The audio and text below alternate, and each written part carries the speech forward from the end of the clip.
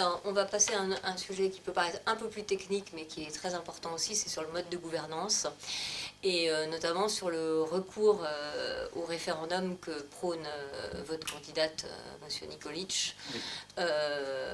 Comment vous, enfin, expliquez-nous qu'est-ce que c'est que ce recours au référendum, et est-ce que vous mettez quand même des freins au recours au référendum pour laisser des députés, un parlement travailler, et les minorités ne pas être soumises complètement à ce mode de décision Alors on l'a dit, dès que un référendum ne serait pas constitutionnel, il ne pourrait pas être mis en place. Comment ça marcherait? C'est 500 000 personnes qui pourront se saisir d'une question, et donc avec 500 000 signatures, oui, il y aurait un référendum. On essaierait de grouper, parce que l'objectif, c'est pas de faire un référendum tous les dimanches. Donc pour qu'il y ait une mobilisation, ça serait sur 3, 4 questions. Parce qu'il y a aujourd'hui un certain nombre de Français qui se sentent étrangers à la vie politique. On l'a vu d'ailleurs aux dernières élections locales. Il y a beaucoup de Français qui se disent « mais je vote, à quoi ça sert ?» et donc qui s'éloignent du vote. Et donc il faut, et notamment les plus jeunes, il faut qu'ils se ressentent concernés par la politique. Donc ça passe par ces référendums. Ils pourront poser des questions qui ne sont pas évoquées dans le débat public. C'est le rythme, en fait. Bien sûr, bien sûr. Et puis aussi par plus de proportionnel. Parce qu'aujourd'hui, c'était une des promesses d'ailleurs d'Emmanuel Macron, mais qui n'a pas été mise en place, pour que toutes les sensibilités puissent être représentées. On est un des seuls pays aujourd'hui qui n'a pas cette proportionnelle, parce que il faut que chaque voix puisse compter. C'est ce qui va peut-être ramener des Français au vote. Ils vont se dire, quand je vote, je peux choisir les députés qui vont me représenter. Il faut absolument que... élargir le... Évidemment, et c'est très important. Je pense que de n'importe quelle pensée, qu'on soit d'extrême gauche, je pense qu'il faut il faut que ce soit représenté à l'Assemblée pour que des députés puissent s'exprimer et défendre ces idées. Et alors ce référendum sur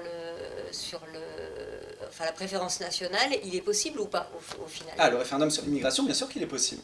Bien sûr qu'il est possible.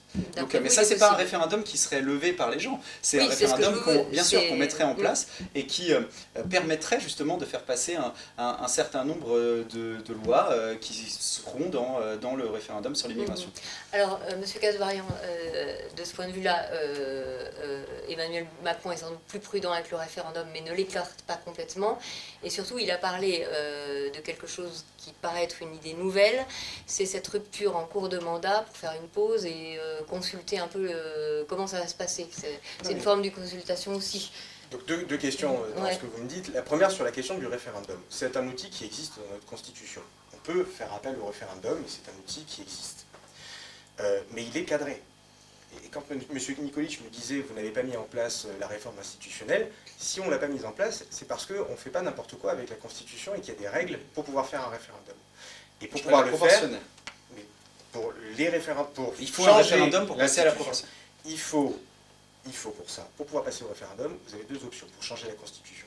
Soit vous avez les deux chambres qui s'adaptent sur le même texte, c'est-à-dire le Sénat et l'Assemblée nationale qui votent un texte identique, et dans ce cas-là, vous pouvez le soumettre au référendum.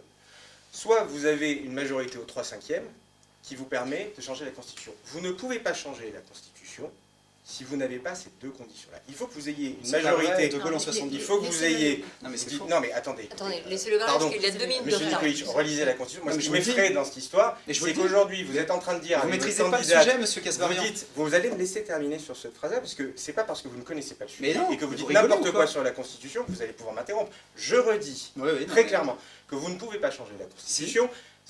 Non, écoutez, il y a un texte constitutionnel qui existe, quels que soient les candidats à la présidentielle, vous ne pouvez pas changer la Constitution en claquant des doigts parce qu'un président ou une présidente l'a décidé ou a décidé de passer par référendum comme ça. Quand ça passe par référendum, vous devez avoir un texte identique dans les deux chambres, et j'espère que les journalistes de l'Éco-Républicain pourront corriger et le dire, vous devez avoir un texte identique dans les deux chambres pour pouvoir le soumettre au référendum, ou alors avoir une majorité du Congrès au 3/5 pour pouvoir le faire. Je vous invite à relire le texte constitutionnel. Mais merci madame, merci de recaler les choses. On ne fait pas n'importe quoi avec la Constitution. Moi ce qui m'effraie, c'est que des candidats ou des candidates soient prêts à jouer avec le texte suprême qui est la Constitution et à se dire on va la modifier comme ça en faisant un référendum tous les 4 matins parce qu'on l'a décidé. Le président, comme tout le monde dans notre pays, est soumis au texte suprême qui est la Constitution. Et vous devez le respecter. Et moi, ce qui m'inquiète, c'est de voir une candidate qui propose des réformes institutionnelles qu'elle n'a pas le droit de faire n'importe comment et qui se mettrait en difficulté vis-à-vis de la Constitution. Donc après qu'il faille des modifications pour faire participer les gens à la vie démocratique. Rénover nos institutions, éventuellement même baisser le nombre de parlementaires, ce qui est un élément sur lequel moi, à titre personnel, et je le dis en tant que parlementaire, j'y suis plutôt favorable.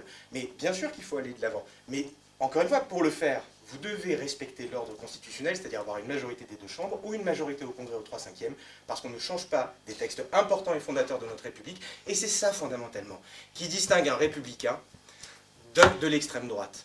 La réalité, elle est là. C'est qu'aujourd'hui, vous vous dites, on peut s'affranchir de tous nos textes, on peut s'affranchir des traités européens, on peut s'affranchir de plein de choses, de la Cour européenne des droits de l'homme. Je vous permets pas de dire extrême droite. Je persiste et je signe. Je persiste. Non, mais je vous permets pas. Et votre programme. Ça, c'est de la sémantique. Et comme vous n'avez aucun programme, comme votre pas programme fait peur aux gens, sur la retraite à 65 ans, sur le pouvoir d'achat qui recule, sur le nombre de médecins que vous n'avez pas su former, sur l'insécurité qui augmente, vous êtes obligé de nous insulter pour essayer de nous disqualifier. Nous, on vous insulte pas, on critique ce que vous faites et on propose un projet qui permettra aux gens de mieux vivre. C'est toute la différence entre vous et nous. Vous ne l'assumez pas. Et désolé si le terme extrême droite fait mal à vos oreilles, mais c'est la réalité. Non, monsieur Casparian, l'extrême droite, ça a un sens. C'est quoi l'extrême droite, monsieur Casparian? Faites-nous un cours de culture générale. Non, je vous fais aucun cours. Allez-y, monsieur Casparian. Et les Français, le FN pour moi n'a jamais changé. Et derrière le vernis, mais c'est quoi l'extrême droite? C'est la vernis, racialisation de la société, alors, comme monsieur Macron qui parle de mal blanc et qui ramène les gens à leur couleur de peau. C'est quoi? C'est l'anti-parlementarisme? Quand vous n'avez pas de proportionnel en France? Vous proposez de bypasser, de contourner le Parlement en expliquant que vous allez faire des référendums à tire-larigot et que changer la Constitution sans même consulter le Parlement. C'est mais parce que certains... Et l'antiparlementarisme que vous êtes en train de défendre est parfaitement anticonstitutionnel et c'est ça l'extrême droite. Mais c'est pas l'antiparlementarisme, monsieur Casparian. C'est écouter le peuple. Si pour vous, écouter le peuple, c'est antidémocratique, et ben ça pose un vrai problème. On va Vous avez peur du peuple, en fait. On va vous ne la enchaîner. respectez pas. On va enchaîner. Vous vous êtes répondu, on va enchaîner.